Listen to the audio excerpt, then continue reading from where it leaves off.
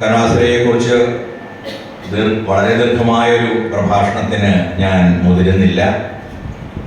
അവരുടെ പാരമ്പര്യം, അവരുടെ കൃതികൾ ഇവയെക്കുറിച്ച് കഴിഞ്ഞ പല അവസരങ്ങളിലും ഞാൻ സംസാരിച്ചിട്ട് ഉള്ളതുമാണ്. നമുക്ക് പല രീതിയിൽ കാണാൻ കഴിയുന്ന ഒരു എഴുത്തുകാരിയാണ് അവർ എന്ന് നമുക്കറിയാം.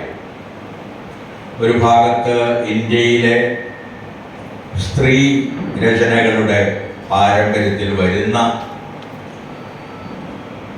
തികച്ചും മഹത്വമർഹിക്കുന്ന ഒരു എഴുത്തുകാരിയാണ് കമലാ സുരയ്യ.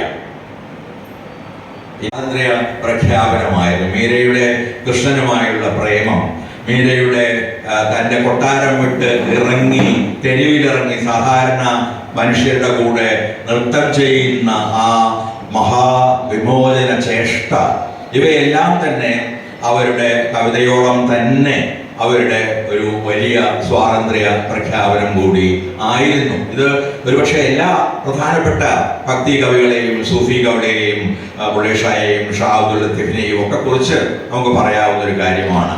അവർ സ്ഥാപനവൽക്കരിക്കപ്പെട്ട മതത്തിൽ നിന്നുള്ള മുക്തി അന്വേഷിക്കുകയും മതത്തിൻ്റെ വേരുകളിലേക്ക് അതിൻ്റെ ആത്മീയവും നൈതികവുമായ മൂല്യങ്ങളിലേക്ക് ഇറങ്ങിച്ചെല്ലുകയും ആ കാതൽ കണ്ടെത്താനും സംരക്ഷിക്കാനും ശ്രമിക്കുകയും ചെയ്ത മഹത്തുക്കളായ കവികളായിരുന്നു.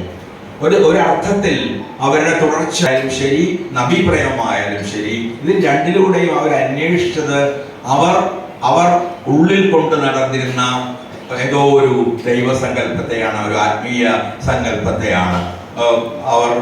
അവരുടെ മതം മാറ്റത്തിന് ശേഷവും അതിനു മുമ്പും ഒക്കെ തന്നെ അവർ കൃഷ്ണഭക്തിയായും എല്ലാ മഹാപ്രവാചകരുടെയും ഒക്കെ അനുയായിയായും ഒരർത്ഥത്തിൽ തുടർന്ന സ്ത്രീ കൂടിയാണ്. സവിശേഷമായ രീതിയിലുള്ള വിമോചകമായ ഒരു ആത്മീയതയുടെ ബലം അവരുടെ വാക്കുകൾക്ക്, അവരുടെ കവിതകൾക്കും അവരുടെ കഥകൾക്കും സവിശേഷമായ ശക്തി നൽകിയിരുന്നു എന്ന് നമുക്കറിയാം.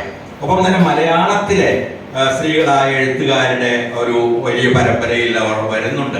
മുതുകുളം പാർവതിയമ്മയും അമ്പാടി കാർത്തിയാനിയമ്മയും മേരി ജോണും ബാലാമണി അമ്മയും ശോഭകുമാരിയും ഒക്കെ ഉൾപ്പെട്ട അതിനുശേഷം ഇപ്പോഴുള്ള അനിതയൊക്കെ വരെയുള്ള അതിനുശേഷവുമുള്ള ഒരുപാട് എഴുത്തുകാരികളുടെ കൂട്ടത്തിൽ അവർക്ക് സവിശേഷമായ സ്ഥാനമുണ്ട്. അതോടൊപ്പം തന്നെ കഥയിൽ തീർച്ചയായിട്ടും ലളിതാംബികാന്തർദിനം മുതൽ അല്ലെങ്കിൽ